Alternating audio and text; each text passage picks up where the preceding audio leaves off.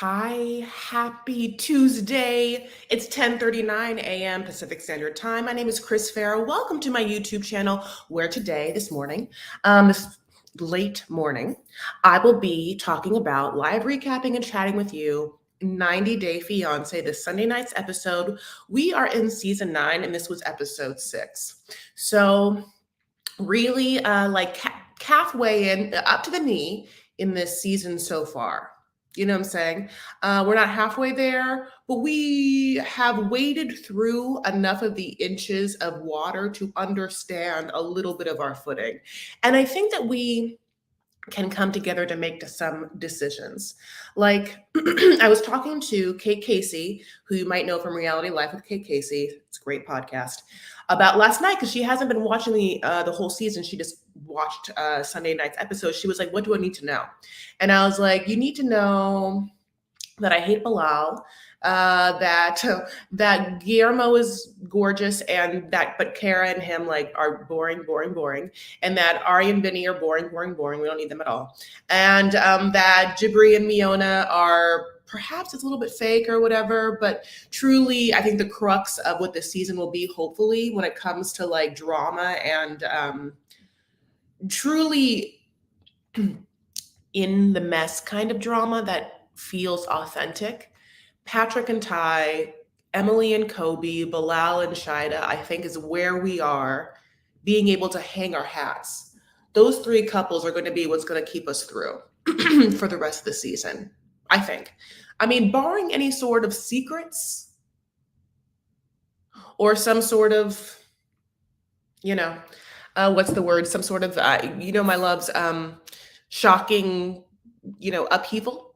So that's where we are. And having spoken of Kate Casey, if you guys listen to her podcast, she's great. She's going to do a live show here in Orange County at the Irvine Improv.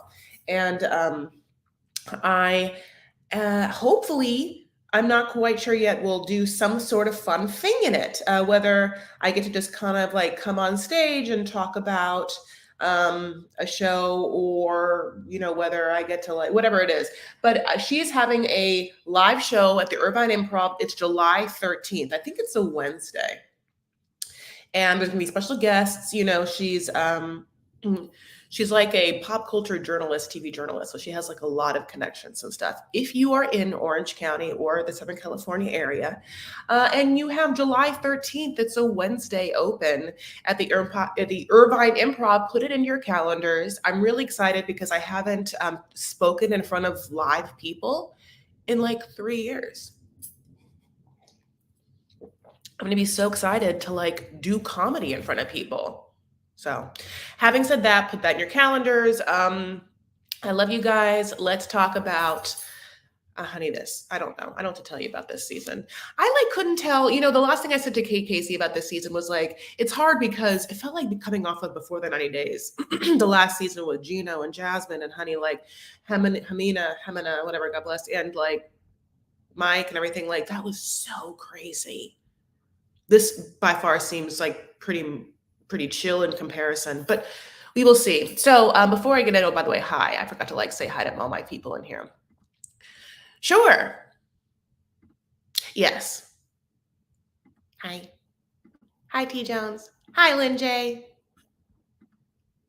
Yes. Yes. Hi, my loves. It's exciting to see all of your beautiful faces. And I love Wah, and I love Gabby, and Beth's here too. God, Jade's here too. And I was late. But anyway, okay, we're going to get in. Thanks. Okay, so all the stuff on the docket. Let's start with, who do you want to start with? I mean, I feel like I should just get some of the like boring ones out of the way. And I already said my boring ones. So like Cara and Guillermo. God, so this is like, we're coming off of Cara and Guillermo's intoxicatingly interesting meal with her family and uncle, where the uncle was like, I don't trust you. When it's like, you're looking at like the sweetest, most angelic 22-year-old handsome model face. You're fine. Guillermo is to be trusted. I love that man. Except, yes, he has a penchant for sending the same text to multiple women with a picture of a moon and like, I wish you were looking at this with me, which I think is really funny. Also because we just had that like blood moon and the there was like an eclipse in the Scorpio, blah blah blue, and it was like a, at least in the western sky, we got to see like this red looking eclipse, but I like the idea of some dude just like taking lots of pictures and like sending it to like multiple girls he's like been talking to on Bumble and Hinge and just being like, I wish I could look at this with you in my arms. And then it's like right back, like, oh my God, that is the sweetest. Anyway, so we'll get into what I'm talking about. So yes, we had a boring last scene, and then so we follow up that boring scene of a meal and they talk about them with another meal. So this meal is with her boring ass friends, honey. I mean, besides this, it's weird. This is what a boring couple, like they keep having meals where their like issues are brought up, but like within each other, the only issue brought up is whether they should buy a computer for him or not. Anyway, so in this meal with her friends, Guillermo reveals that he is uncomfortable because Cara will just drink, honey, and I mean she won't stop. Can't stop, won't stop. She doesn't want to. She's having too much fun. She's throwing them back, like she stops, like she just blacks out at the end of the night, and then like wakes up and is like a little hungover, and it's like, that was crazy. I had so much fun. What happened? And then Guillermo's like, you were a nightmare the entire time. Mean, bitchy. I had to like carry you around. You broke your shoe. You one time tried to punch me. I was like, ugh. So he remarks that she isn't always sensitive to whether he is comfortable in a situation, which is sort of just like how every person in a relationship feels. Sometimes the other person isn't sensitive to what is bringing them comfort or not making them comfortable. And they're not like on board with keeping the other person's comfort as a top priority because they just want to live their life and they're like young.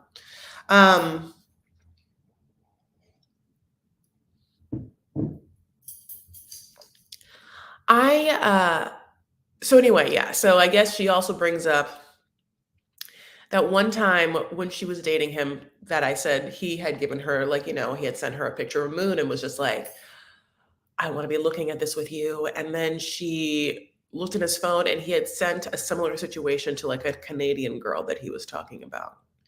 Here's the thing. It's very hard to be romantic and come up with the right words. And he's so young. What did you expect? This like 19-year-old Casanova? Because I don't know how old he was when this happened, like to just be able to like woo all the women. No, honey, he has one picture. He has one sentiment. He has two women in his life. Two birds, one stone. And the stone, of course, is the moon.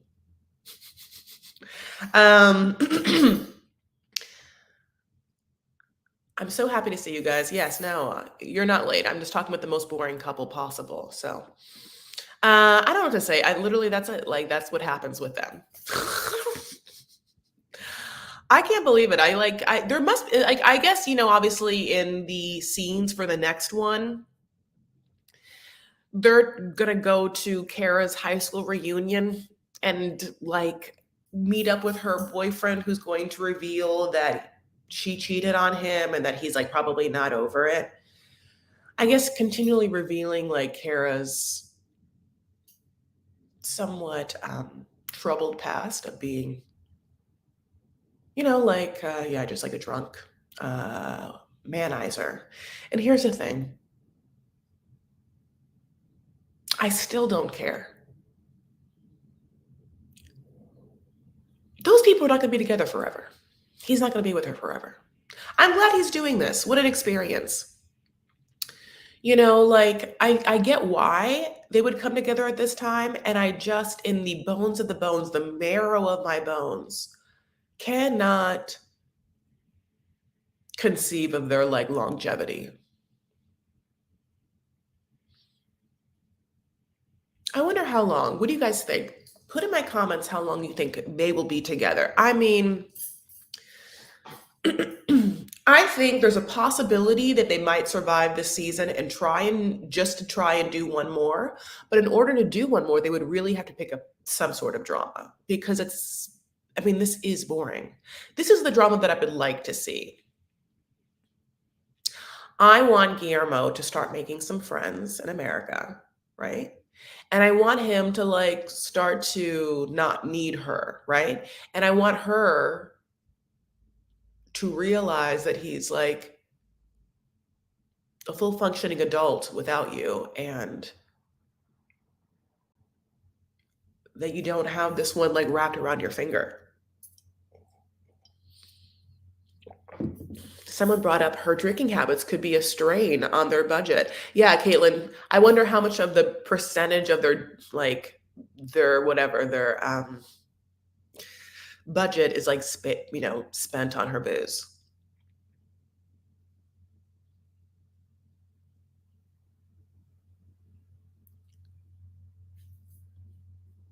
I feel like she doesn't want him. That's a great comment. I feel like she doesn't want him having access to other women via social media by having a laptop, which is stupid because he still has a phone. Apparently, they don't trust each other. Yeah. Absolutely. Kara comes off as a sorority girl. True. Because in the other weird thing about this situation is that we're supposed to believe that Kara is like so much older than Guillermo, that she's like this cougar, if you will. But like her behavior is truly so she's so young. She feels so young.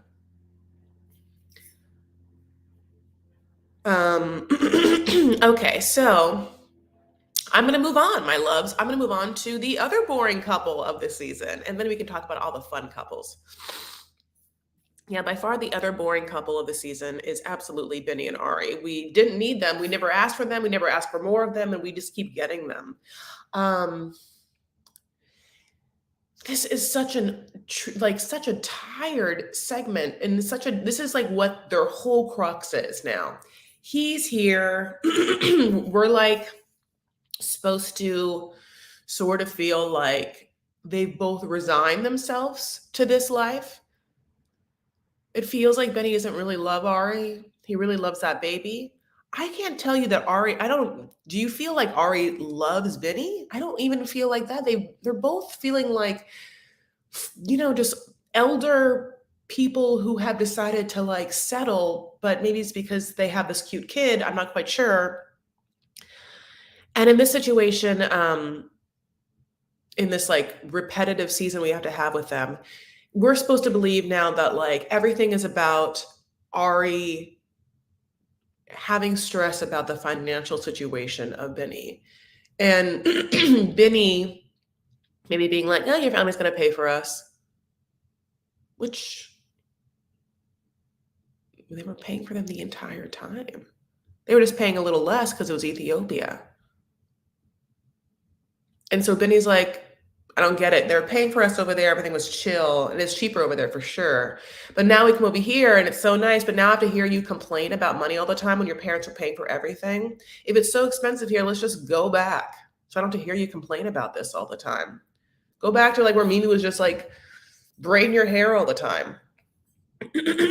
Because like what it is Ari's family rented them an apartment. It's 2 bedrooms. They have a year lease. They weren't privy to like any of the information about like how much it would be or whatever before signing. So pretty much they're not going to be held accountable for the rent. We know that, even though we're supposed to be believing that they are. They don't have jobs. I mean, and then Ari, I think, has gotten to this place where she has to make it look better by seemingly stress about it. But it's like day 2. I don't understand what job she's ever had. So it's like, and I also don't understand why you're making it such a big thing that it's so great, like that you have to keep yelling at Benny about getting a job when truthfully he can't. You're the one that can. So stop talking about it and get a job if it's that important to you. But it's not, because she's her parents been paying her whole thing for the whole time. I just can't believe I have to, that's like, it's just maddening to me. It's like, so when the producers sat down and thought of the storyline for the season, they thought that we would all enjoy a bunch of complaining by 2 spoiled people. Here's the thing, I'm spoiled too. We don't hear me complaining about it. That's the difference. There's the rub. A whole season of like her annoying ass, complaining ass voice. They're in America now, and so it's like, I don't know.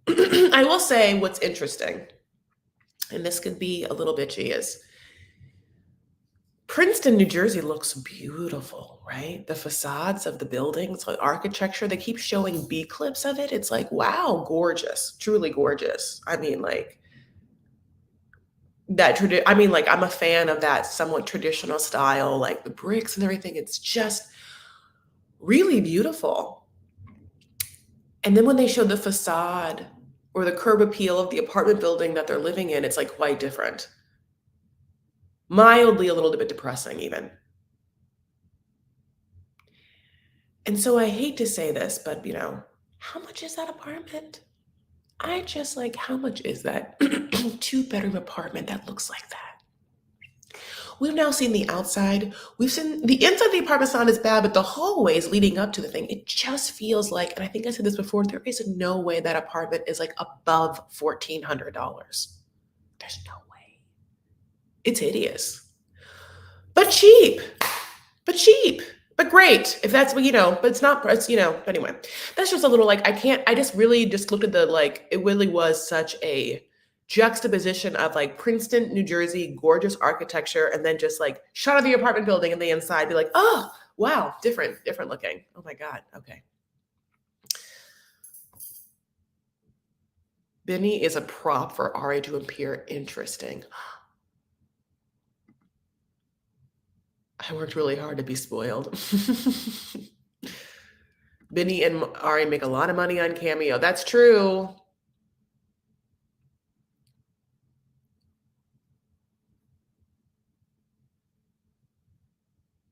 Okay. No, T. Jones. Wow, that is some inside scoop. However, when people file for bankruptcy, I realize, by the way, T. Jones, thank you for using like Ari's parents' like real names, like honey, you're in it. But truthfully, when people file for bankruptcy, this is like stuff where they're just trying to get out of debt, restructuring debt and stuff. But yeah, I wonder how they justify their dependence and what they're out, yeah, I don't know. Well, if that is true, that's, ooh. Apparently the parents are living in the same apartment building. Okay, well, obviously in the season they said down the street. So if down the street meant down the hallway, yes. Yeah. Okay, well. So basically what else happens is that, like, yeah, they go and show, Benny Princeton, it's really pretty, and then they go into New York, and then Benny's like, hey, I like New York, because every time any like European, sorry, I didn't mean European. Anytime any foreign person comes to America, like most of the time they would enjoy a big city. You know what I'm saying? Like that's like across the board, like from like the Mionas to like the, Benny's, like I have yet to see any foreign person come to America and be like, "Oh, Nebraska, where I've always wanted to live and where I feel comfortable. Yeah, I'll just be here in this like field. No, I'm chill here. This feels comfortable and good to me. This is what I expected, and this is what I want." But no, so yeah, Benny gets into New York, and he's like, "This feels good," and then like Ari gets to like turn the volume up on her, like, this is expensive, you don't know how expensive it is here, this is expensive, we can't afford it talk. And it's like, I just don't want to have to a whole season hear this person complain about money when her parents just pay for everything. So in Princeton, that apartment is more than 1,400. Okay, two-bedroom apartment. Wow, it's just like, okay, fine. Because in West Hollywood, that apartment is 2,700.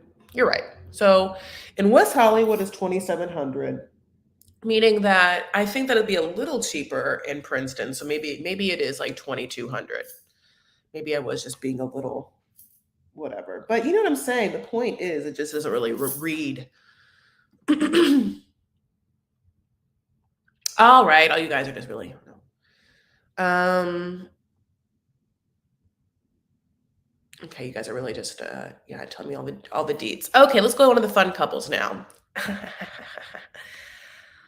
Okay, let's talk about getting into it. Jibri and Miona. So we didn't have them last episode, and so we were happy to have them on this one. And basically, um, yeah, like Miona's upset. She has no makeup on. Jibri has gone out to do his music and do some music, whatever his like the Black Serbs are back, or what they're called. Him and David, honey, are just like got a studio. They're just like making that art. You know what I'm saying? Just like I said at the end of the videos, they hear me. So Jibri's mom, who he obviously, he describes as a strong biracial woman, comes in. She has pink framed cat eye glasses, and she sits down. She sits down with Miona and sort of forces a conversation that Miona doesn't want to be having. She would rather not be in the probably house. She'd probably be like excited to just like be in town. I'm always like, is there like a bike for any of these lovely people? Like, is there a bike that they can have? They can get out, like truly. I get it. So the conversation gets into Jibri's mom trying to force her point of view, which is the following. I don't approve of the way you dress. It seems over the top, thirsty, whatever, attention seeking, all of it. I don't like to see it. I don't like my little boy dating you. I didn't enjoy when I saw the social media. I don't know why you'd go out into the world like this. And especially, I don't want you in my home in front of my husband like this. But she tries to, because she's like a psychiatrist and psychologist, like phrase it to be like, I was just wondering if you would be comfortable. I was wondering how comfortable you are in America, dressed the way you do. It's different, And the way I just said that, by the way, I don't know if you guys, by the way, just side note, have been like following Britney Spears on Instagram, but she keeps like putting up these skits of her pretending to be a therapist because God bless, she was like victim to a lot of therapists and just sounded exactly the way I did it, was just like fake and kind of like putting it on that. Jibri's mom, I see what she's doing, and she does it with Miona and she does it with Jibri. She's trying to like frame it back like on them. And there are two sides to look at this. At the end of the day, Jibri and Miona shouldn't be living with her. Can't be living with her. Shouldn't be living with her. Can't, but they can't afford not to. And I am just like, the lesson here, and I really mean this, has to be, yeah, Miona, you knew how much money you had before you got to America. And Jibri, you know how much money you had before Miona got to America, and before that you were gonna bring your wife over to like get married, fiance. I really need you to learn a lesson, which is that if you are at the point in your life where you are living with your parents for financial reasons, it's not the point in your life where you also should be like bringing someone else over from a foreign country to like start it. You guys just aren't quite there yet. You're not prepared yet. That's just it. And I think that the lesson is that they want to get out as soon as possible, and they can't. So two things are going to happen. One or both of them will get a job and work feverishly to ascertain enough money to pull them out of this situation, or they'll break up. But anyway, moving on. So this conversation happens between Jibri's mom and Miona, and then Miona's like, honestly, I think handles it the best way possible, which it's a two-part conversation. This is in the bedroom. The two-part conversation is, well, how do you feel being out in public like that and blah, blah, blah, blah. And Miona's like, I'm fine with it. And I really feel like I'm happy to express myself and to look and feel confident in my body. But she understands the other half of the conversation is, don't walk around my home that way. And so she's like, that part makes me feel really awkward. But I guess I will just learn to live with it because this is your house. So then after that horrible conversation, they go yeah, like into, oh, I kind of messed this up a little bit, but like they go and do laundry. So it's like there's like a two-part conversation. It's like the conversation happens in two rooms, one in the bedroom and one doing laundry. And the laundry situation is also a manipulative tactic where, like Jibri's mom is like, oh, what's that? For a piece of clothing. And she's like, oh, is it for your hair? And Miona's like, no. And it's the truth of the matter is, it's incredibly nosy and it's none of her business. But she's trying to get to an end, which is she wants to get to a justification where she can deliver the news of that she doesn't like the way Miona dresses. She thinks she dresses slutty. And she feels uncomfortable around it. So after this conversation that's horrible and awkward, and Miona honestly is like, I hate this. I gotta move out.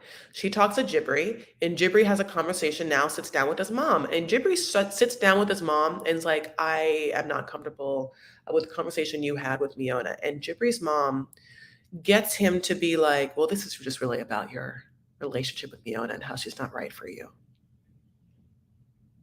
That's all this is. Now, Jibri has had a life with his mom. So he understands the tactics that his mom used, and he's like, can you just like put that mumbo jumbo psychobabble away and just like listen to me and not like try and contort what I'm saying to you to further your own argument? And the truth of the matter is, at some point when you parent, there comes an age where you have to trust that if you haven't done your due diligence to raise the person that you think will make emotionally intelligent choices, you can't continue to try and manipulate that outcome from them after this given age. You have to let go and watch them do whatever they're going to do, which is basically what Jibri says. He's like, look, mom, I move fast. I'm always a fast mover. When I buy my clothes, it's fast. I walk into some sort of crazy ass store, honey, and I buy all the pink and I buy all the green real fast.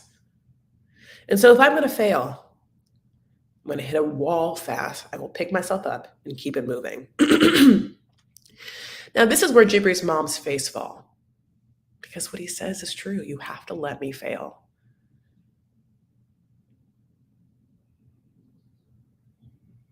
Also, like we have the same face. Also, mom, I think that you and Miona could have a relationship if you would start to see each other for who each other is and allow the strengths of each to kind of like permeate the other. For instance, you might think Miona dresses horribly, but I'll tell you this right now, mom, Miona really could do a mean eyebrow on you. And I'm telling you right now, it would look great. I'm just saying, listen, it might be a little intense at first because there's not an eyebrow there to be seen. I mean, Jibri's mom doesn't have any of them, not one left. I'm just saying, and so maybe it would be like a little intense, but I think just as Jibri's mom is like looking over at Miona being like, I wish I could dress this lady like honey like me, just like in a green crew neck that's been washed too many times and like some sort of fundamentalist Mormon long jean skirt and be happy with it. Fiona's looking at you and being like, oh my God, it's a beautiful face and a beautiful canvas, what you have. The same face that you gave your son. I love that son. Let me just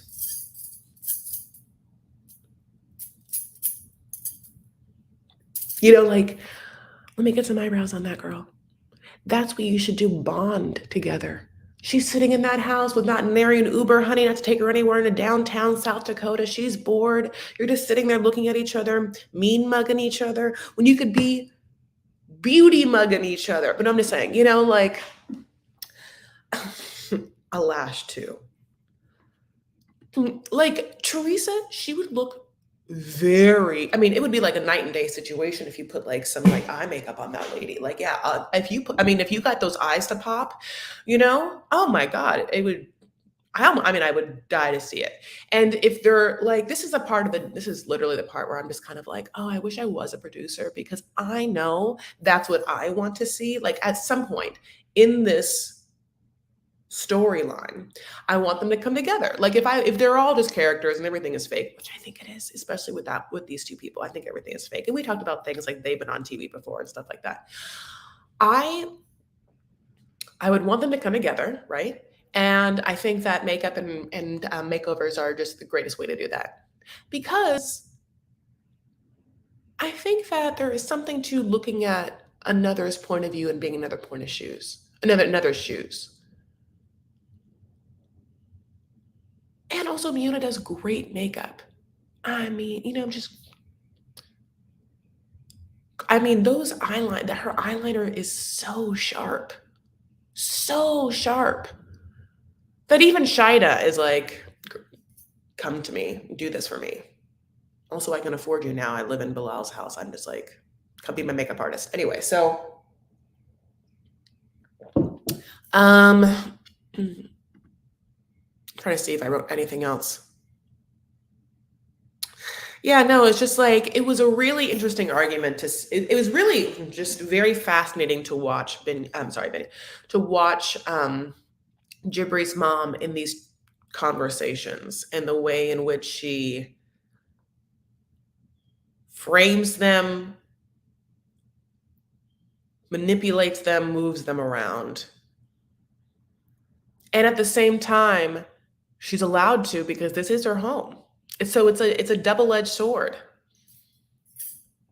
Okay, yeah. So I see. Oh, I didn't. What up with this? I don't think it's out of place for a mom to state her rules for her house. If you want to do what you want, do it in your house. I agree that. Listen, I don't disagree.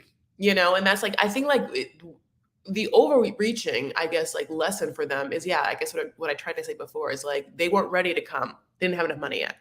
They weren't prepared, and this is what they're dealing with. Oh, huh. I'm sorry, I disagree. The mom doesn't need Miona's approval. Miona needs mom's approval. Miona doesn't respect his parents. She acts like she's doing his family a favor. That's hilarious. And that's true. She really does. She feels like Miona feels like she's doing them a favor. No, okay, Miona, this is what it is. It's not that she's doing them a favor. Miona feels like she doesn't understand that she's in someone's home that she has to acquiesce to.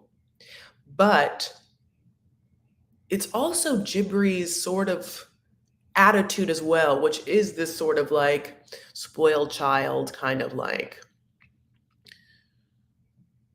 They both have a similar attitude, truthfully, which is this sort of like delusional grandioseness of like how they're going to make money and live. They both feel like, I mean, yeah, I don't know. This is what we talked about earlier, which is so funny. Anifa's not here, huh? Where we talked about this generation that already feels famous because fame can happen so fast. So then he wants to be famous. He wants to be a famous musician. And she wants to be famous as a Charlotte Tilbury, Pat McGrath, Kylie, just like makeup line, the whole thing.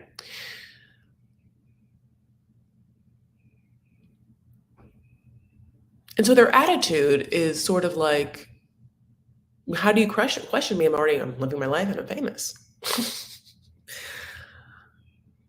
How did Miona like buy all the clothes and makeup and stuff like that? How does she? She has we're seeing different hair pieces each time, right? Also, is it that thing where she has, okay, so also I was like, this is what I'm seeing so far. I'm seeing a very straight pony piece. So we see like the high, slick back pony and then a straight pony piece. And then we're going to get into some of her hair that has more of a kink. I'm going to go back to the blackfishing situations. It's interesting because so on the show, we get she doesn't, okay, let me tell you this way. On the show so far, she hasn't been spray tanned. And sometimes we get her without makeup and sometimes we get her with makeup. The Miona that we've gotten so far doesn't look like this person is trying to like pretend to be black. However, I think that a lot of like the images we saw were maybe taken from her Instagram, which I'm not quite sure if those are like before and after, and if those are like, like how she presents as a whole.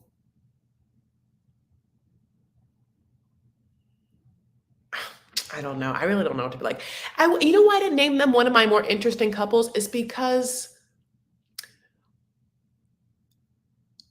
I don't truly know if their drama is exciting to me. Like, it's not an exciting drama. They feel like complaining, spoiled, like weirdos, and the mom sort of feels a little like crazy manipulative, but like not crazy, but just manipulative in a way that makes me feel like I can't hang my hat on her either as being like a voice of reason because she has an agenda, honey, and the agenda is being pushed hard. And I sometimes wonder if like she's conscious of the way that she talks to Jibri and the manipulation tactics she uses because she is well versed in the psychological babble that she uses every day with other people. When he says like mom, like, can you just be my mom? I didn't see that react. I didn't see her, I didn't see her like take that in a way where it landed and where I feel like she was able to soften to that. Like, I don't know if she knows she does it. And it's always so interesting when, and I get it's human nature, when we can't see our own faults and when you're like a psychiatrist or a psychologist or a therapist. I guess I shouldn't put him on a pedestal of being perfect in that way, but you're kind of like, oh no. Because if I was a client of hers and I was watching this, I would be like, you are being heavy-handed. And I wish if it really was a situation where she was like, you know what, Jibri, straight up this. I don't want to make her feel uncomfortable, and I don't want to make you feel uncomfortable. But you're my son. And so I raised you in such a way that I feel like you should understand my values and morals of what I would like in my house. And if you cannot have you and your fiance act well, and I mean happy, respectable, be okay with like be gracious to be here. I want you guys to be gracious to be here. Both of your attitudes aren't. If I ask you to cook a meal, you not only do it with a lot of attitude, it's a horrible meal. I don't understand. You've eaten food before. I've watched you do it, Jibber. You understand what good food is, right? I mean, did I raise a moron? The second thing is, yeah, like I want you, Jibri, to have picked a partner that has more respect for your parents. And it bothers me that you didn't. Not only that, it bothers me that you picked someone that now is living in my home. So, more so than anything, I need you to either become an adult male and move out if you live in a studio somewhere and you have 3 jobs to pay for that studio with your beloved. God bless. I'm happy for you to hit that wall. If not, these are the rules. Be gracious, be respectable. I would like 2 meals and I would like them to be yummy. And no titties. No titties and no butts. And no stomachs in my view. I think I would appreciate the straightforwardness of that more so than I just want you to pick someone right. It's just like it's hard. Oh, yay. I can't wait to know what that's talking about. I know, but you know.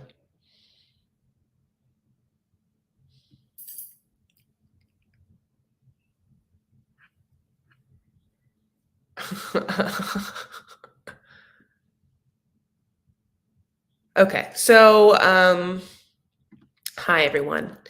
Hi, I'm so happy to see you. Okay, so basically, that's how I feel about Jibri and Miona. So we will see what happens. What I'm afraid about, what I'm afraid is, I'm afraid we're going to have to get a lot more Jibri music and a lot less of what I want. I would like, and I know T Jones too, would very much enjoy just like a whole episode of Miona just like doing makeup, specifically on Jibri's mom. Okay, so let's move on. Okay, so the people that I have been Yvette, Mohamed, Thais, and Patrick, and Bilal and Shaeeda. So Yvette and Mohamed. So that's what you're talking about, I think, right? So my God, I mean, this has been like bidet watch 2022 of this bidet. So for some reason, both these people have like a very narrow-minded view of what the other is going to be for each other's lives without having like any sort of realistic view of who the other one actually is how I would describe this, but this is what it's like. We are watching two people slowly wake up from a dream into the reality, and it's not what their dream was, and they're confused. So in this situation, Muhammad is like babysitting, which is exactly why he wanted to come. Just kidding. He didn't realize he was gonna be a babysitter. Muhammad just thought that he was going to be the baby and that he was gonna have a mommy. And he was gonna be a baby for the rest of his life. But his mommy has a younger baby, and that baby is more needy than Muhammad. So now Muhammad became like a big brother slash like babysitter.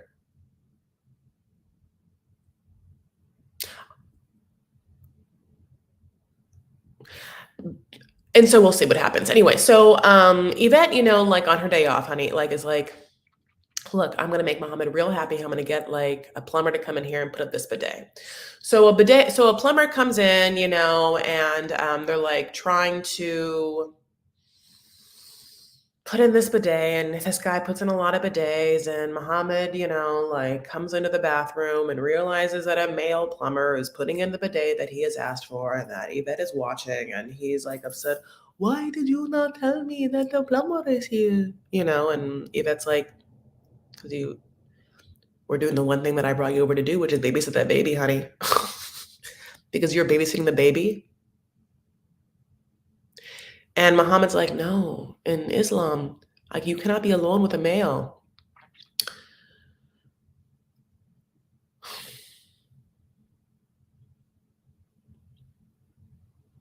Two ways to look at this. It's a full-on cultural thing.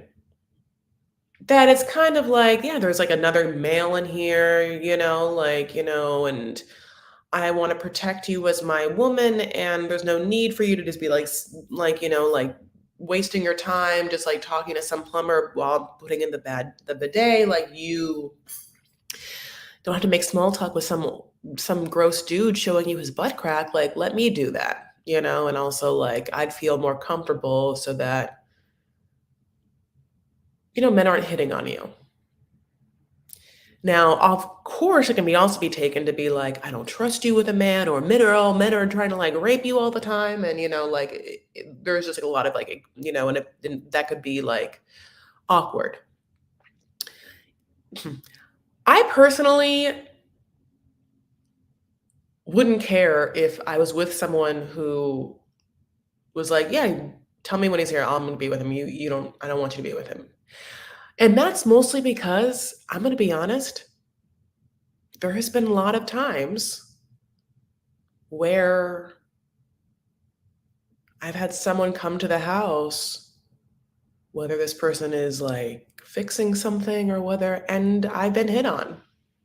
And there's been times when I'm forced to make like small talk in a situation where I'm trying to get out of like not being asked out to dinner by someone, and I want him to leave my house. So to me, I would be only too happy to be like, "Yeah, you deal with this person in my house. I'm just gonna go, like, do something else." I would rather be with my son. However, that's my personal thing, and I'm not telling her that she should be like that, but anyway, so in this situation, she's, like, so confused by that, and so, like, "I didn't know that you would want this, and I didn't know that that was what, you would be offensive to you," and he's like, "Yeah." She's like, "Well, do you want me to, what, make a list?" And he's like, "Yeah." And she's like, "Well, that was a joke." And he's like, "Well, if you can remember the things that would make me happier, yeah, make a list." Her eyes get bigger and bigger of like, "I was joking." And he's more like,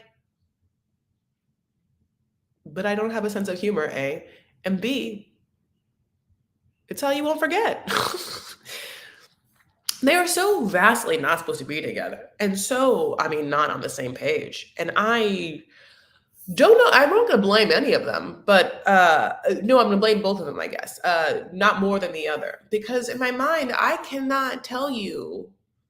And maybe as we've all watched this show, why? There are so many people in this world that will absolutely fall in love with someone and want to marry someone and then just not understand that person's culture at all, the culture that has shaped their views, the way that they interact with the world.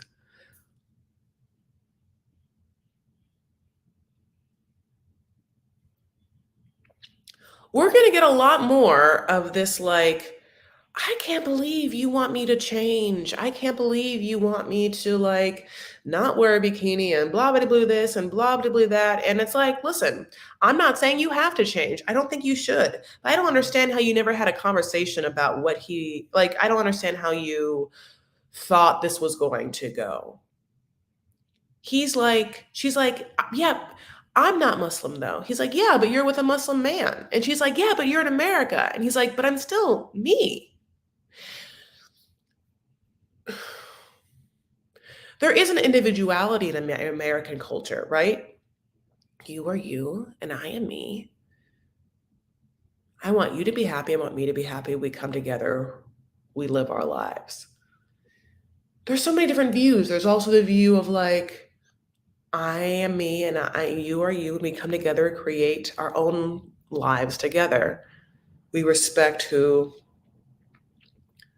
each one is individually. We understand who each other is individually. Sometimes, and we try and acquiesce to make the other happy while still maintaining what makes us feel whole and happy.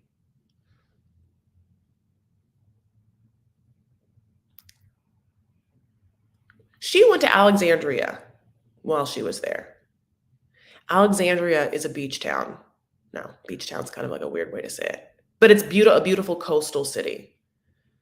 They're gonna have a fight in the next episode over whether she can wear a bikini. So my question to you is, yes, he liked a picture of her in a bikini on Instagram. And so her argument is, you like that, why can't I wear a bikini? And I will listen, I will understand that if she also did she wear a bikini in Alexandria in front of him and was he okay with it? And did he not tell her, yes, but when I get married to you, I would rather you not. I need you to be modest. I want my wife to be modest because even though American culture delineates the two individuals, in my culture we are reflections of each other. We are somewhat one. There are, those are the two ways of looking at, I guess, a relationship. How much of you do you meld in with someone, and how much do you become sort of, a unit? So that certain ideals have to align.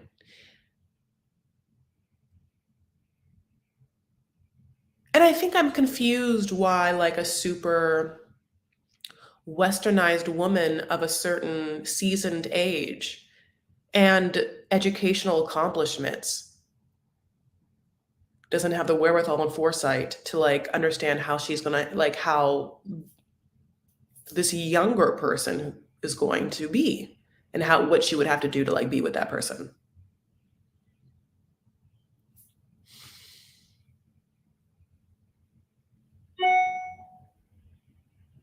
I'm reading what you guys are saying.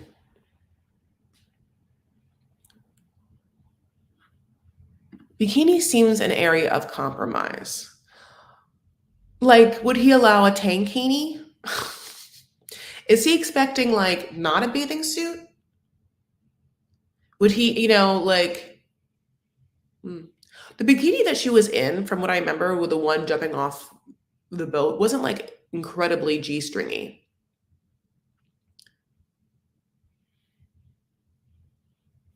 Look at this comment. Sometimes there's like, I want to super chat this comment. I really wish sometimes I could super chat you guys. He wants the status of a man in his culture without fulfilling the requirements. Yeah. Fulfilling the requirements. I love it. Oh, I like that. Okay, so let's move on, my loves. We will see. Last two, certainly not least. Let's talk about Thais and Patrick.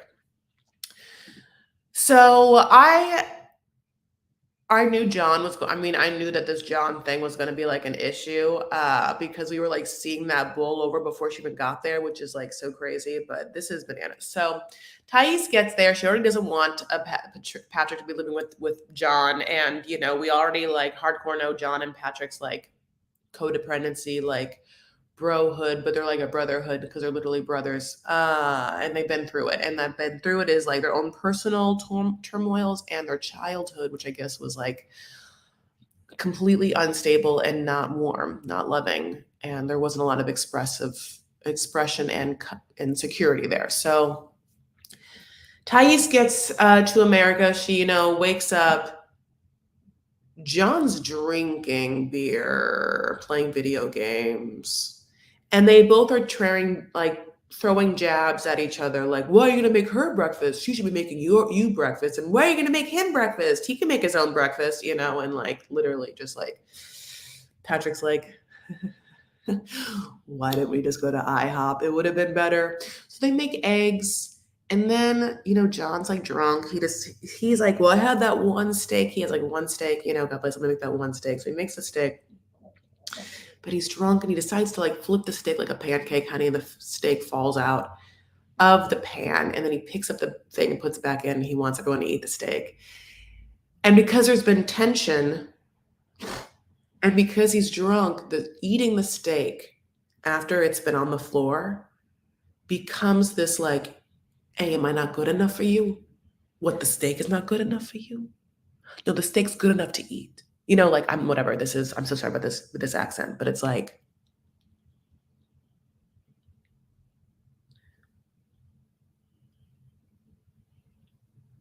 the steak becoming that is like a theatrical device that like I couldn't write. Like in like that's like that scene work is like really great.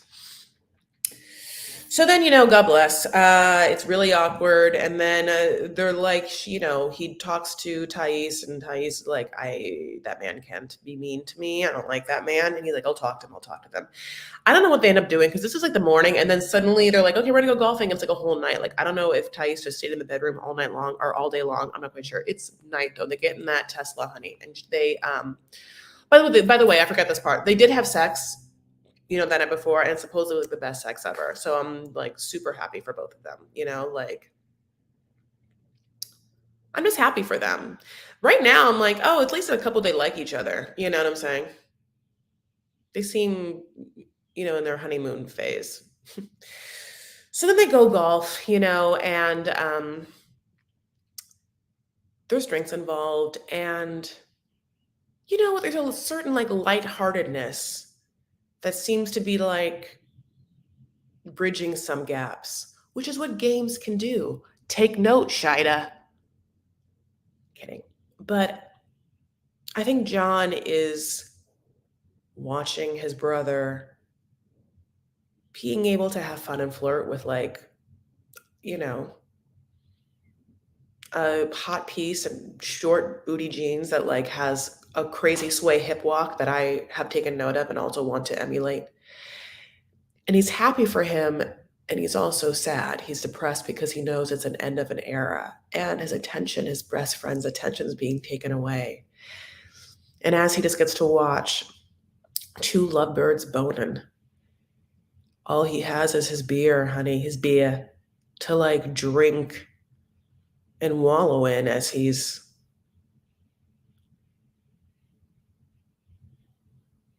not quite aware of his own profound loneliness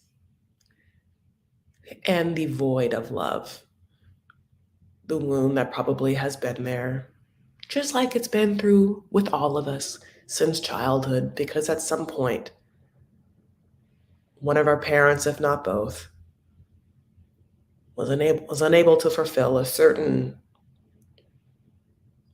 innate tenet of parenthood that created a gap in someone's psyche. And the way that that person is, the composition of that person, has them react to their own wound, that gap in different ways. So like where Patrick says that him and John are very different, that their childhood was obviously similar, that they dealt with similar things in the way in which they come back from that, the way that they heal, or not even heal, the way in which they deal with it is different. I think that the work that we have to do, the psychological work we have to do so we can grow as humans, is hard. There's so much energy in healing.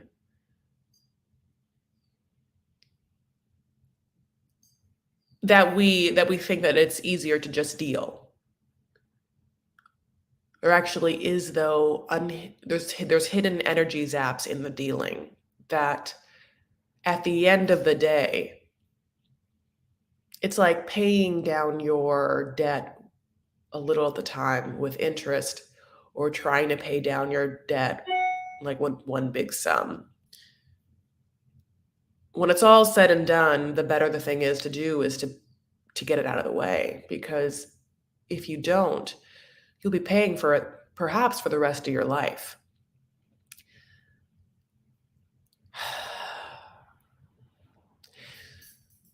So in this scene, in the golf scene, you see John watch them and drink more, and he makes these comments. And later on, Thais goes off, I'm not quite sure where, I forgot, I don't know. And Patrick and him have this heart-to-heart where these two grown men start crying. And it's like, I mean, I have to tell you, this incredibly beautiful and real scene, it felt that way, of two wounded souls in pain trying to reach out and shake and hug each other, for whether, if you will, of being like, I love you, man. I love you too. I want your happiness. I want your happiness too. I don't want things to change. I don't want things to change as well. But in their heart of hearts, things do change. Nothing remains the same. Just like you want to pretend that, like there's no work to be done, you can't also pretend that everything's going to stay the same. And not preparing for change and not going with it and not accepting it is where I think a lot more pain can come. John's dad left his mom. Wait. Oh, God, wait. Oh, God. Okay. John's dad left his mom for Patrick's mom. I think there's some deep trauma with that.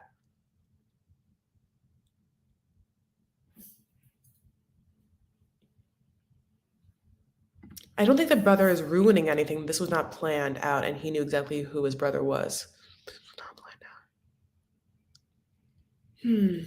Yeah, I don't think he's like rude. I think that did I say he was ruining everything? I'm sorry if I did that. Okay.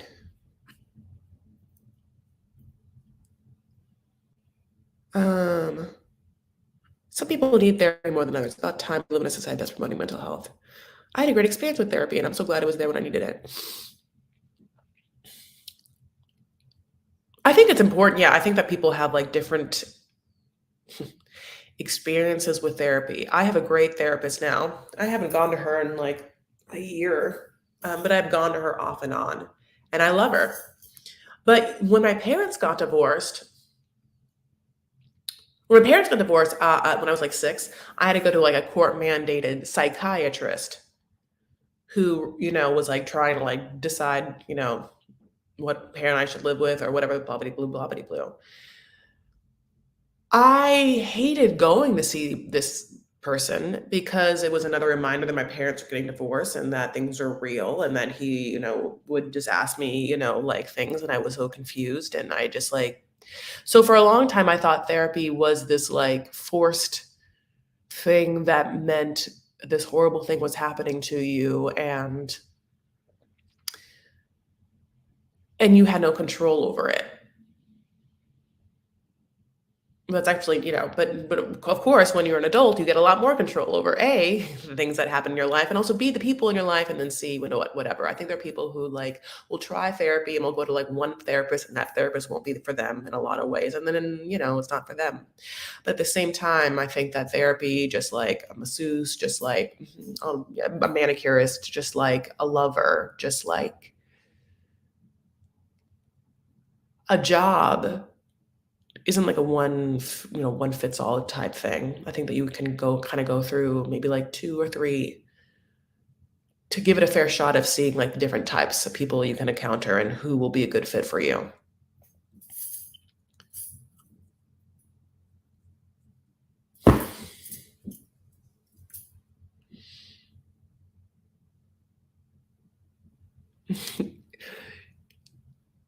T Jones T Jones is like, you know, you can be so you have like a sometimes and listen, I I get that like yeah we have different point of views, me and you can be a little more conservative for sure than me, like sometimes T Jones I think of you as being like mildly kind of like this is like not like a good old boy but like someone who yeah is just a little more conservative. You just are a conservative person. So I think that when you're saying this, you are like giving a commentary kind of like flippant. But I don't think, I don't know. This is to me isn't rude. It's just more of a flippant comment. Not everyone. Well, actually, yes, everyone. T Jones. T Jones, are you saying that everyone in this world, honey, is like not walking around with trauma that shouldn't be like talked about? T Jones, you're like a rational person. Think about all. My God, there's shootings in Buffalo. There's shootings in like churches. Can you imagine in a world in which we actually thought about mental health in a way that wasn't shamed? Can you think of like the domestic violence, all of the different like problems of society that would be tempered if we actually as a society weren't so ashamed about therapy? I feel like you from your comments, just think about what I said. If people were able to feel confident and secure in their own self-identity, who they were, and they weren't threatened by other like meaningless things, I think that we would have a society, a better stable people. I think we would have um, be better workers. I think that in like whatever political thing, I think that having a society that promotes mental health would actually be conducive for all sides. So my old man beat the crap out of us twice, and I'm just fine. It's a different generation. Yeah, my dad had a belt to him. My dad never went to therapy. I think there's some people that can compartmentalize. And I think that there are also some people that lie to themselves. And I think that there are some people who deal and not heal by drinking, by drugs, by sex, by buying things. So T. Jones, like, even though you're fine, can you imagine people that like are too shamed to go to seek help? And so they're self-medicating in whatever way they can. But if they actually did, it'd be like, well, it'd be work at first, but honey, they pay down their debt in one lump sum. I don't know. But for everyone, come on. No, but nothing is for everyone. Who said everything is for everyone? Well, did I? I think it could be for everyone. I think sex could be for everyone. I think, for me, there are people in this world who are asexual, who don't want to have sex. That's fine. I mean, listen, whatever makes anyone happy at the end of the day. Do I think at the end of the day, a little sex for everyone is good? Yes. Do I think everyone at the end of the day, a little therapy is good? Yes. But I'm not going to make someone have sex. I'm not going to make someone go to therapy. I'm not going to make anyone work out. But yeah, I think on the whole, most people can probably work out. And that could be like lifting some weights, like little free weights, or walking. Sure.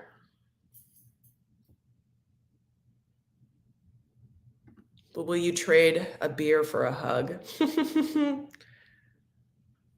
Okay, so going back, yeah, Patrick and John cry.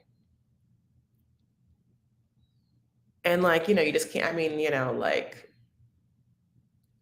I do want to hug, talk about hug. I do want to hug John with my thighs. No, I'm just kidding. Ha ha ha, with my arms. I don't like the way he treated Thais. No, I really didn't. I think that he's an alcoholic for sure. And I think that there's a lot of trauma there for sure. But there is just also something, for some reason, charming about him. And I wish I didn't feel that way. But I will always be honest with you. You guys, can we just have a moment where I'm like, I still kind of wish that I did. Yeah, I think that John's charming. And when he was crying, and he had that accent, and he was a little drunk, I just wanted to like, yeah, I just want to like, okay. Moving on to our last.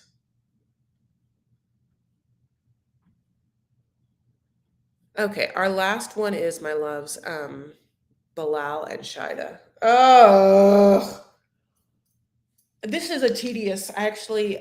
This is, to me, a very tedious couple. It kind of a little bit reminds me of kind of the beginnings of like Darcy and not Jesse. Oh my God. Who was the English bloke that Darcy was with? I forgot. Tom. Tom? Tom. Where when Tom and Darcy were together, I was like, these people hate each other, and I don't feel any sort of warmth or sexual connectivity. Like, I don't understand how people would even be together. I don't understand the chemistry and or connection between Shaeeda and Bilal. I don't see it. All I see are two people who are like completely different creatures and of a different kingdom and of a different genius species. I feel like they don't connect at all when they talk. I feel like there's no flirting or warmth. I feel like there's no like spark or magic. I feel like everything is like wrapped in tension and miscommunication and dismissive and avoidant. I don't know. It feels so not healthy. So in this situation, where we pick up, God, I hate this so much. she has woken up and he has gotten her a latte. That's what he says. Like, here's your latte. And I'm like, a latte? Okay, that's fine. She drinks the latte, which also is a mirror to, and it's a good latte. Because first of all, I do love lattes. I do love anytime there's like strong espresso and milk, especially if it's a non-dairy milk, like almond or oat milk. And then that's the yummiest. Speak of the devil. Oh, good. And then side note is, did you LOL when, going back to Ari and Benny, when Ari made Benny coffee and it was like American coffee? He's like, what is this, hot water? I don't understand what you're like, what is this? Is this like, did you water? Was this like one thimble of Ethiopian coffee and you just add a bunch of hot water? I don't understand. Am I supposed to drink this? Anyway.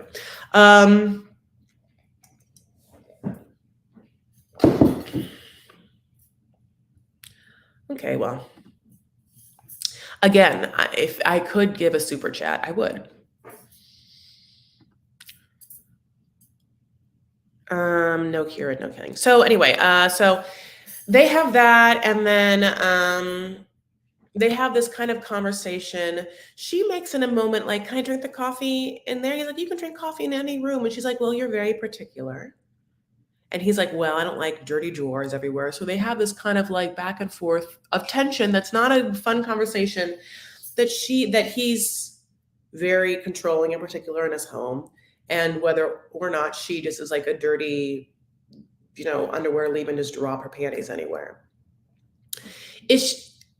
Are they sleeping in the same bed? Are they allowed to bone? I'm wondering if they're boning. I can't tell. Are they in the same room? Anyway, so he's like, we're gonna go to Juma, which is like a service, and she's like, okay, that seems chill, and like, I won't be late. So they get in the car and they're awkward and they're like tense. And maybe she's coming at it as like somewhat of a playful like brother sister thing, but she's like hitting him and he's driving. And I don't like Bilal. It is obvious though that he's not happy with what is happening. And she keeps talking about how much anxiety that she has. And I don't know if what we're seeing, I feel like all of the behavior we've watched is just anxious behavior of her. The not wanting to play games, the being incredibly shy, like the trying to connect with him, I guess, in the way that she connects with, her brothers and uncles. Anyway, so of course she does somewhat like smack him in the head and he gets upset. He's like, we do it again, I'm going to pull over. And so she does, and he pulls over, and it's just super gross. He proceeds to get out, like if he's going to make her walk or whatever, but then he just ends up getting back in the car and driving to pick up his kids, and they go to the Juma. And she sits with the women, his mom, and the men are separate, and they do their Juma. And then afterward, I think that she was probably expecting him to be like, hey everyone, this is my fiance that just came here to like meet. He doesn't introduce her to anyone, and nor are his female relatives like overtly hospitable and trying to introduce her. So she's like, okay, can we go? Let's be outside. And he's like, yeah, be outside. And then he just continues to talk to people. So then he drops her off, and then he drops the kids off, and he comes back. She immediately starts to do some yoga, and I forget, honey, that yoga girl is bendy. I mean, when all the times that she kept saying no to the board games, the Monopoly in like Trinidad and Tobago, honey, she just like would go back and start like doing back bends. I mean, she is bendy.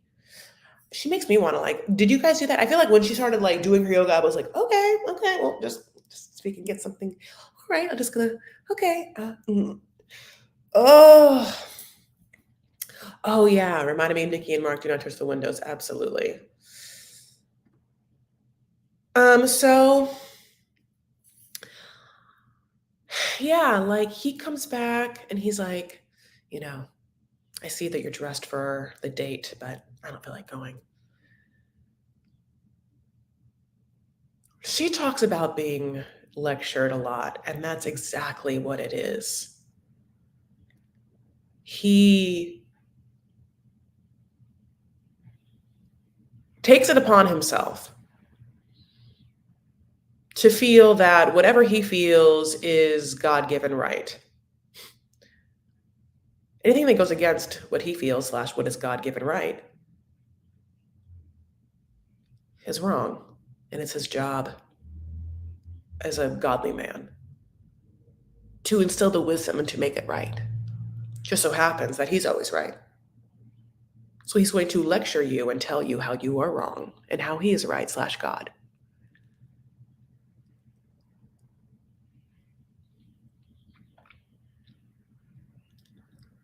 I'm actually really impressed that she's so verbal over what he's doing. And I'm surprised that she hasn't threatened to go home. She keeps saying, I just can't leave. I just can't like get up and leave. I have to make do. And he then gets to like have all these power plays, right? Of like, let's not go to, let's not go to our date. And then let's talk about this. And that's just fine that she talks about it. She explains her thing. And then he just is like holding on to like his victimhood. It's not attractive.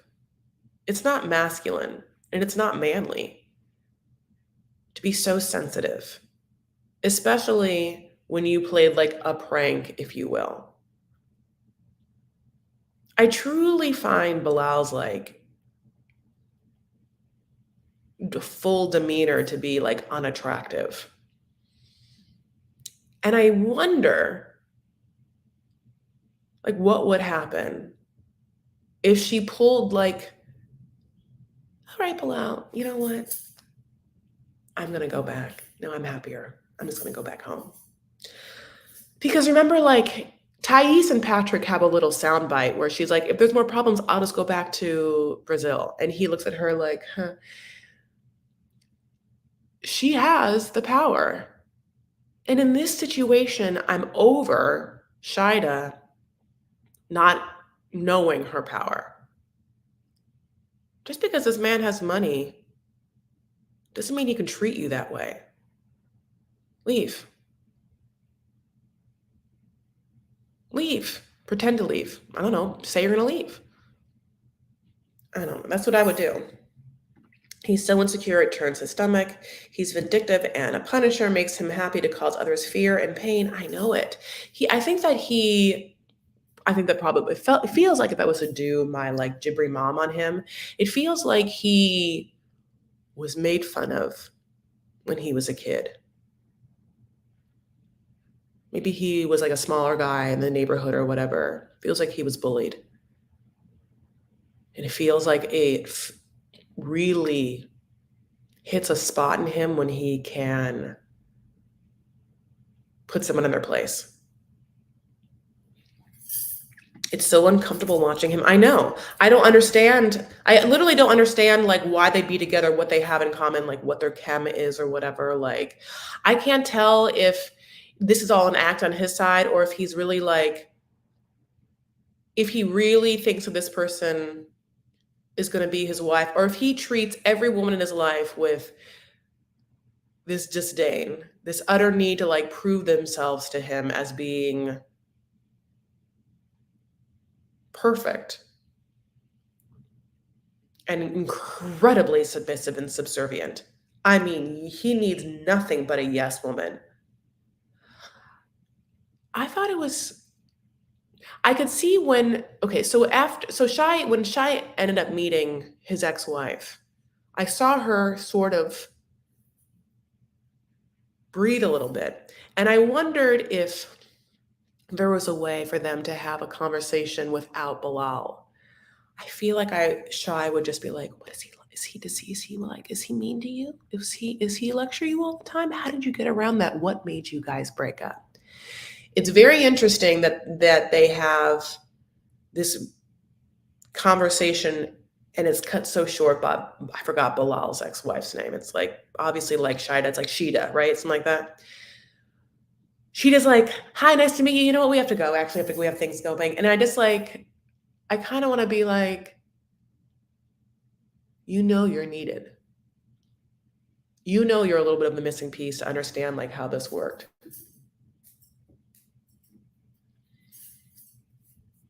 How did anyone marry this person?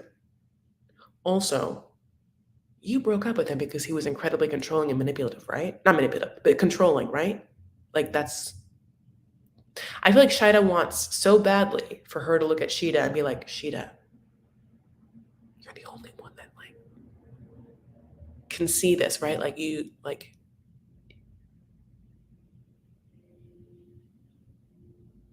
blink once or twice if like we can talk later, please. You know? She doesn't want to insert herself in that mess. Yeah, maybe she's like, I got out. Honey, I got out.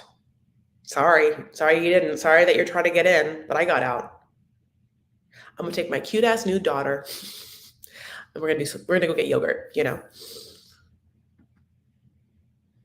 I can't see him allowing that ever. Either can I. I wonder if he said something like, you're not gonna, I don't want you talking to her alone. Or I wonder if Sheeda was having that conversation with him and Shaeeda, and I wonder if Sheeda looked over at Bilal and Bilal gave her like a, you know?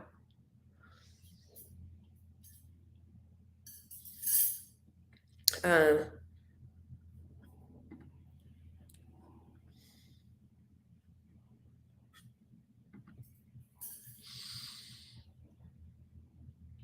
I, yeah, I don't know how they're going to truly mend what feels like not a connection, I mean, but feels like absolutely no common ground to get married. I think that that's, you know, like, are they going to try and like stick some sort of like romantic vacation on us to try and see if they can like get to that place? Yeah, it's just interesting. Like, I can't even tell if they're sleeping in the same bed together. I'm assuming they're not, right? They're not because he's like super religious.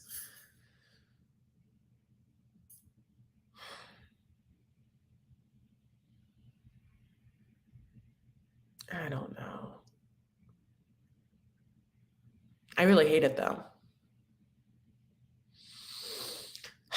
I just really want Shida to like stick up for herself. Like that's what I really want Shida to just be like,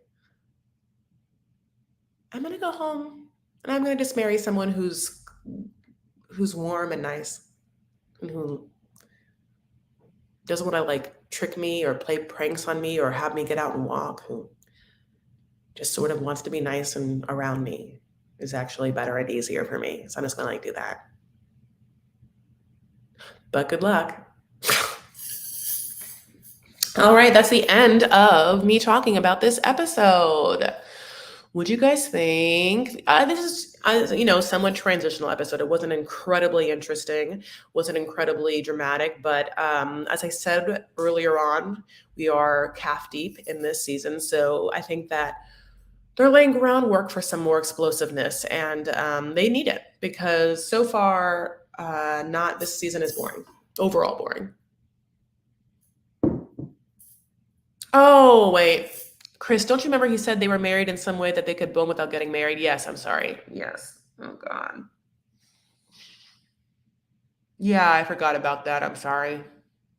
That is what that is. Imagine that, a woman that wants a partner to be nice to her. Who would have thought? I know. I can see why he's divorced from first wife. It wasn't because he was wonderful or such a catch. No. Um. Yeah, so interesting.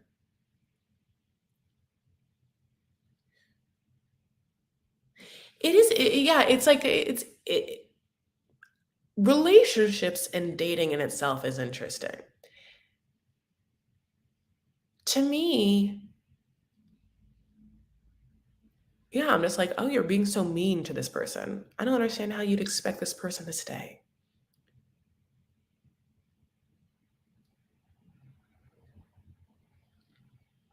If you were going to like not be into someone, not show them that you want them. It's like if you were going to show someone that you appreciate their presence in your life, like that you're happy they're there, that they make you happy because they're there in your life. Like, I don't understand not showing that, how you can expect someone to stay. Why would they? It doesn't feel like they're bringing you happiness, and you're definitely, you showcasing that makes them feel awkward. I mean, like, she's like, I'm stuck here. I'm not making you happy. You're not making me happy. It seems like you don't like me. I'm just going to go bend my body into two different ways, honey.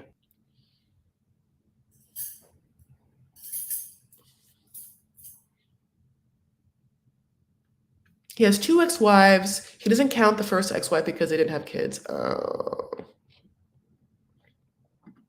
Yep.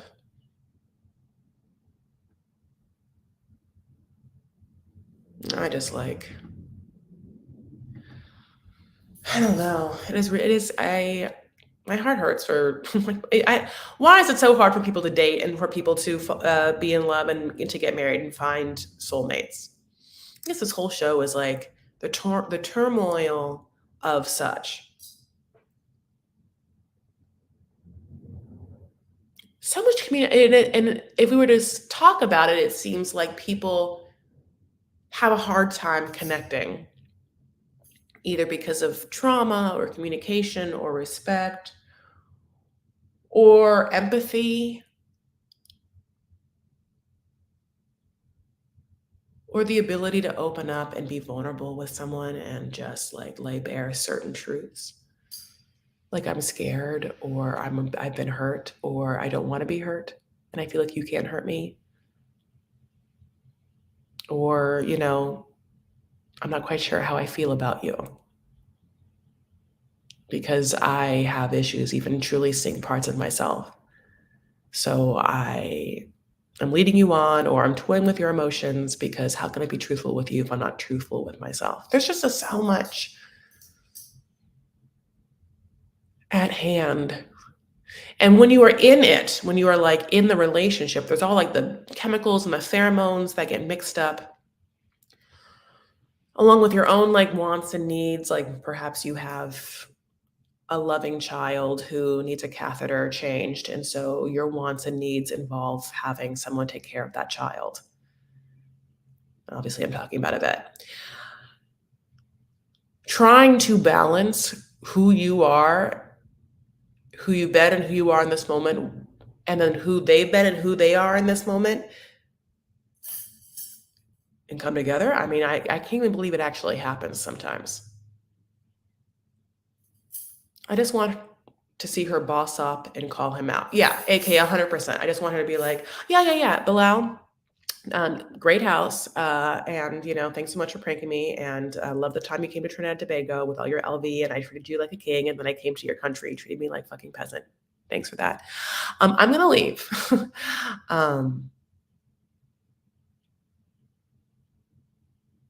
Good luck. Have fun at Juma. I would love that. You're the 18-year-old Christian singer girl. Yes, I did. They got married to the guy from Spain. Yes, I did. And they are getting divorced now too. Yes. And then she was later on an episode of, a season of American Idol. Leg appeal. Maybe she knows how Bilal is and figures no woman would want to be with him except for the financial security. And so she doesn't want too involved or doesn't trust her. Wait, maybe she knows how Bilal is and figures no woman would want to be with him except him. Leg appeal. What? And so she doesn't want to involve or trust her motives. Oh, I see. The ex-wife. I get. That's why you're leg appeal. I get you. That's why you're saying she didn't want to like talk to Shaeeda. Why she didn't want to talk to Shaeeda. I get that. I get that. Evelyn and David. Yeah. I'm sorry, leg. I got you. I forgot we were talking about the. I thought you were. Yes. Shaeeda. Yes. And he also withheld emotion, affection, and sex. She was over it.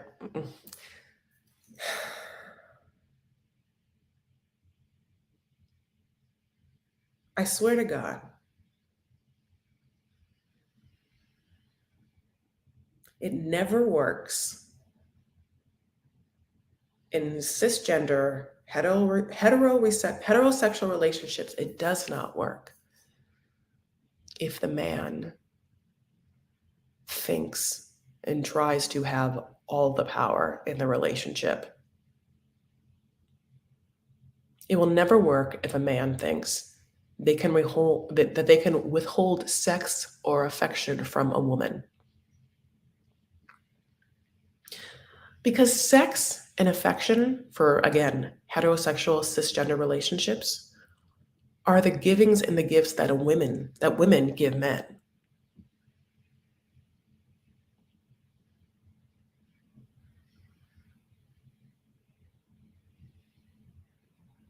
So what are you going to do? You're going to withhold sex and affection from me? Then I will get sex and affection from someone who can give it to me, and you will be without it. Doesn't make any sense. That's not the power you have over me. You withholding your affection, your attention, your sex is just you not being able to have that from me. I'm the woman. I can get that anytime I want. Are you insane?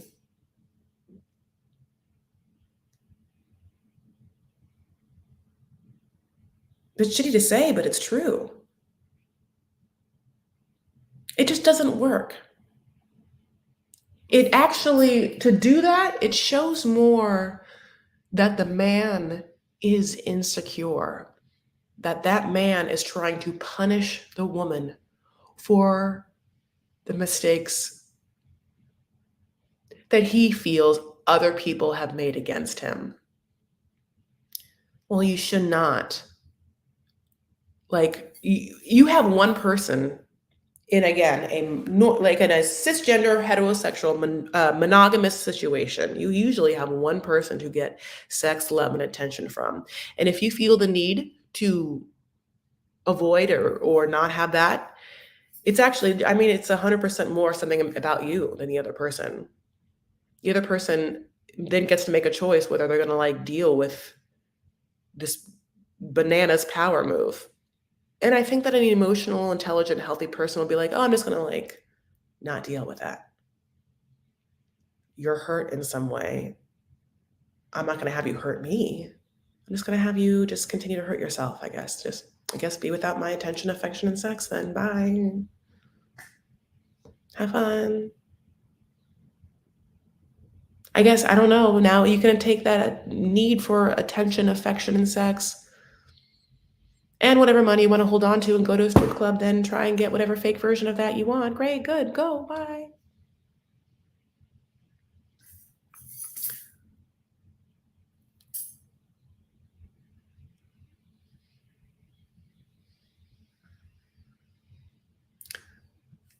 Oh, I love you guys.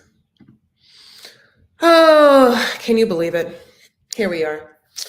Well, I think I'm going to probably have to peace out as I do have a lunch meeting. And I love you guys so much. It's been real.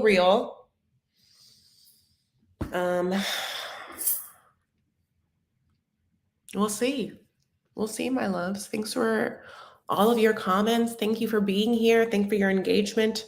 I haven't said this, but will you like this video? Will you give it a thumbs up if you haven't yet? Will you go ahead and tickle my algorithm by liking up or not liking this video? You can also thumbs it down. Listen, would I appreciate a little thumbs it up? Absolutely. You know who will thumbs up this video? Bilal. No, he'll thumbs it down. But where do you stand?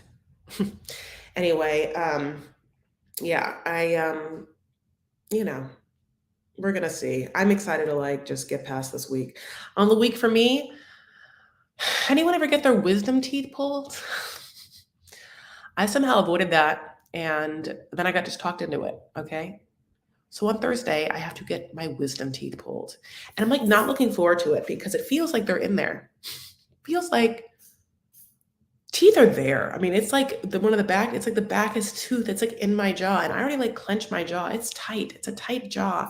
I cannot believe that I have to go on Thursday and get pliers pull. I cannot believe they're going to extract them from my jaw. A little bit's like, I told my dad, because he's gonna have to pick me up from it, like, you're gonna have to like video me and see if I say anything funny or ridiculous, you know? But I was like not looking forward to like what there's gonna be like, I know it's a thing that happens, so I know that there are lovely people in this room that have gotten them, but will you tell me how long I'm gonna have to deal with it? Like, there's gonna be gaping holes in my mouth, right? And this is what I really wanna know. I messed up. It's Memorial Day weekend. I wanna go out. I have my wisdom teeth pulled 8 a.m. Thursday morning. Will I be able to go out and have fun Saturday with Monique? What am I going to be able to do and what am I not going to be able to do? This is what I think I'm going to be able to do. Drink alcohol, right? Or am I on drugs multiple days after this? And what's this dry socket thing or the socket thing? Am I able to eat? And this, okay, so I thought I'd be able to drink because I'm not going to be able to eat. And how long am I not able to eat? Because like, this is what I need to tell you. This is what you need to tell me. Okay, here we go. Okay, yes, I had it done under sedation, not local anesthesia. Have an oral surgeon perform it, please. Yes, all of those things are happening. So yes, all those things. Yes, got all 4 pulled. They didn't want to come out easily. I'll be sending you good vibes. Will you have general anesthesia? Yeah. Yes. The first couple hours are terrible. I don't want it. When they say to change the gauze every 30 minutes, they mean 25. Yep. Do you have to get all 4 done?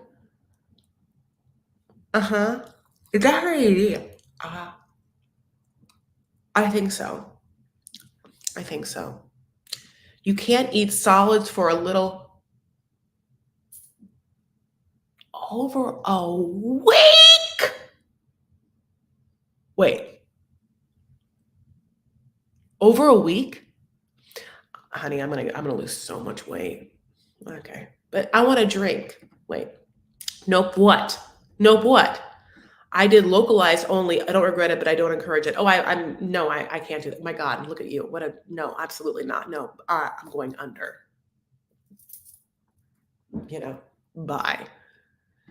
Yes, get lots on good RXs, have them knock you out. Okay, my God.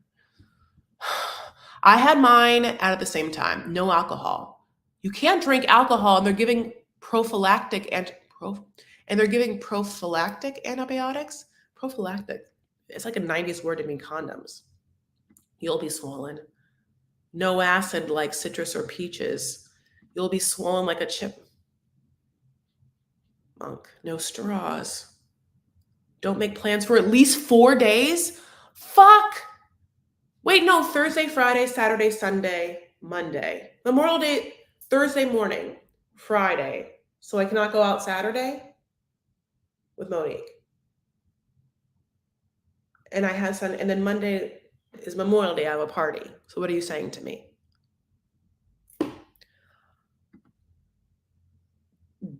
The no straws thing is why, because of like a dry socket or something. Yep, clean those holes really good. Eat like yogurt and shakes for about a week. Clean those holes. No alcohol. You will be on antibiotics.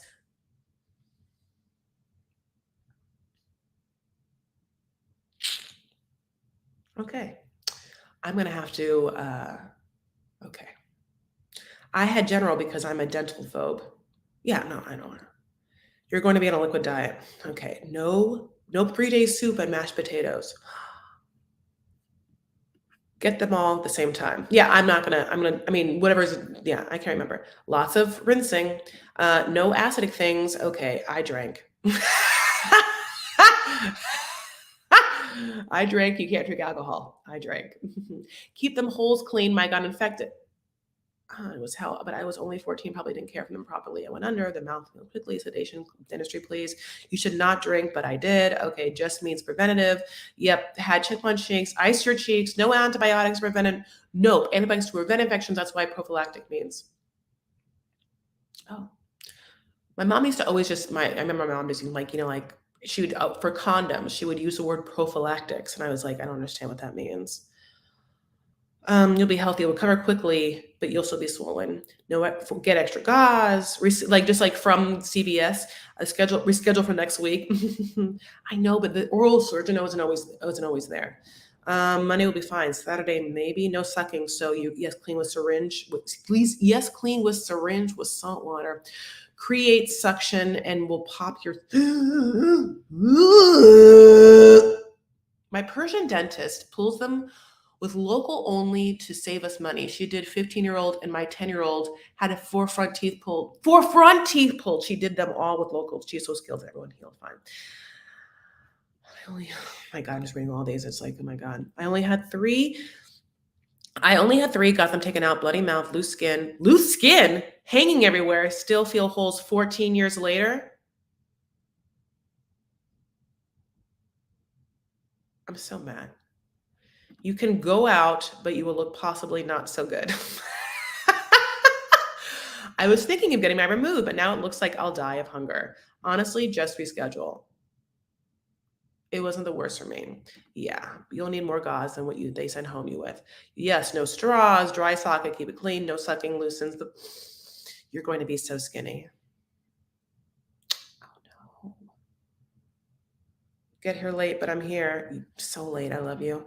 Thumbs it up, sure. Okay, preventative. Didn't that start on you before starting? Did they start you on it? No. Sending you lots of good vibes. I appreciate that. It's not the worst, but then again, as I said, I drank. Great, we're scaring Chris, and now she's going to have some alcohol that urges her. No, I'm like, reschedule if you want. I mean, it's 2 days away. I don't think I can. I put my deposit down. I had 4 of them pulled the same day, entered at 8 a.m., and it was over by noon. Had sedation because I didn't want to remember anything. Half of me like, too bad that I probably would be, too bad that made me really tired, because like, I wish I could just be like, you guys, I'll go live right when I come back. Like, could you imagine a live at like 10 a.m. on Thursday with like me just swollen out of my mind on like falling asleep halfway in, but who knows what I'd be saying with like gauze hanging in my mouth. Okay, do you really need them removed? It's very American to get them automatically removed in Europe only when necessary. That's why I didn't do it for so long.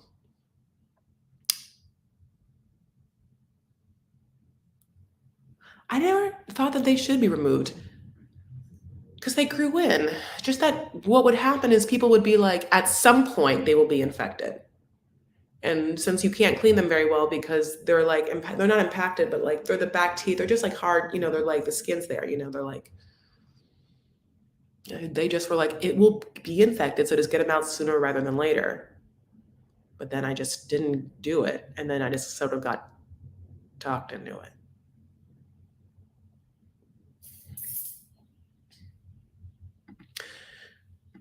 You're going to be okay. How fortunate you are to have removal an option. Why? Is it not an option? They're not infected. That's why? Are you saying sometimes they're not because I don't plan on eating raw carrots for a long time. I love raw carrots. Get it over with. Just do it. There'll be other get-togethers. Okay, well, listen. Both of you, listen. All right, both of you. Fine. God, I love some raw carrots. Okay, Lisa, I love you so much. Can cause overcrowding and cause you other teeth to shift. Yeah, I have, Side note is, look how this, I have like a little bit of a crooked smile. A little bit of overbite. And if you're up close, I had braces because this tooth wants to be the center star, and this tooth is being pushed behind. So I don't know. Anyway, I'm just like so not into it. My cousin got emergency surgery yesterday because it got infected. Small world. Lynn J, thank you. I'm so sorry. I'm so sorry for your cousin, but maybe that's just me. Okay. I'm just gonna get it done. I'm just like, I feel bad for Monique now. I'm just like, I don't know what I'm gonna do. I'm gonna tell her like maybe I might not be like, I don't know. We will see. Whatever. Okay. Here we are. Okay, she said F them all the same day. I'm sure I'll be fine too. Thank you so much. I love you. From here to the moon, you're gorgeous, blinded by your smile. Ah. All right, my baby boos. So sorry for 15 minutes of me talking about my teeth. But I love you guys so much. And if you just got here, God bless you. And I'm so sorry. We are going to do a breath. But yes, mark your calendars for Wednesday, July, what I say, 17th.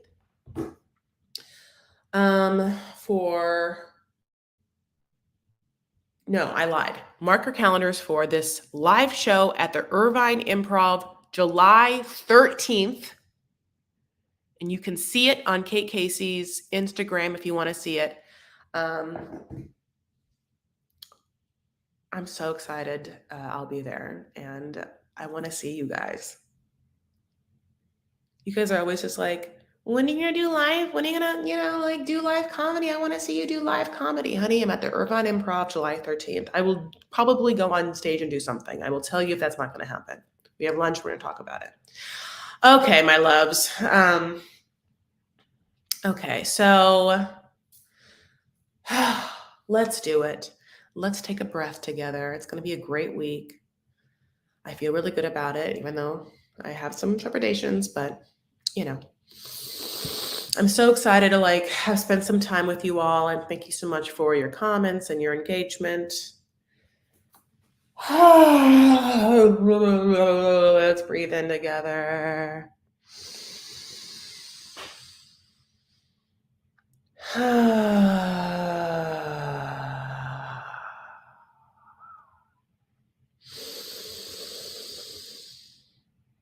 Yay.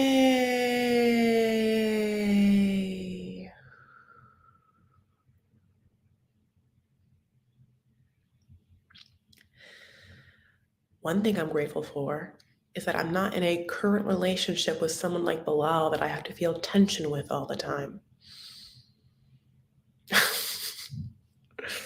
How nice. All right, my loves, my baby boos. You know what it is. You can follow me on Instagram and Twitter. I am at Chris L. Farah. I also have a private Facebook group, and that is called Vanity Farah, where I post before I go live, like I did last night. I want to say a special happy birthday to Lynn J's son, July 14th, honey, which is the day after the improv show. So God bless. So that's also Beth's birthday, Beth's birthday sons too, is what I almost said. Beth's son's birthday too. Well, we know what you guys were doing 9 months before that day. Yeah, other than that, I love you guys. Take care of yourselves and one another. Stand up for what you believe and make art. We did it. I love you guys. Thank you for your presence, and thank you for liking and subscribing if you haven't yet. Thank you for sharing where you can. And that's it. All right. All right. See you later. Bye, babes.